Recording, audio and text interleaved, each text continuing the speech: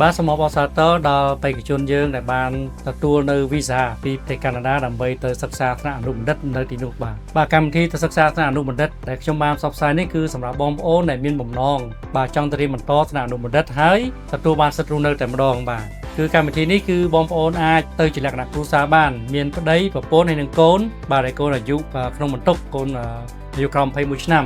ហើយឥឡូវនេះយើងបានទទួលនៅការ confirm នៅវីសាសម្រាប់ប្រជាជនកម្ពុជាយើងមកគ្រួសារហើយបាទគឺគាត់នឹងត្រៀមទៅក្នុងពេលឆាប់ៗនេះហើយអ្វីដែលពិសេសមែនតើនោះគឺថា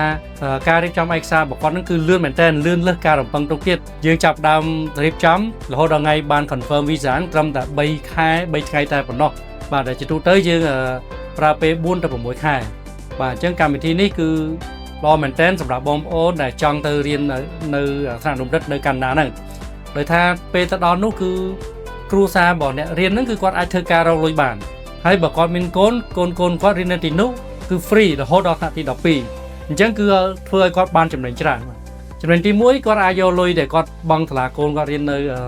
ប្រទេសកម្ពុជាហ្នឹងទៅបង់លុយរៀនខ្លួនឯងបាទតែ2ឆ្នាំទេចប់គឺគាត់ចំណេញហើយបាទគឺកូនគាត់រៀនអត់យកលុយទេនៅទីនោះរហូតដល់ថ្នាក់ទី12បាទហើយគាត់ខ្លួនឯងហ្នឹងក៏គាត់អាចឆ្លៀតធ្វើការក្រៅម៉ោងបានដែរអញ្ចឹងកម្មវិធីនេះគឺអាចបានលឿនបើសិនជាបងប្អូនមានលក្ខណៈសម្បត្តិបាទគ្រប់បងប្អូនអាចតាក់ទងមកដើម្បីដាក់ពាក្យបាន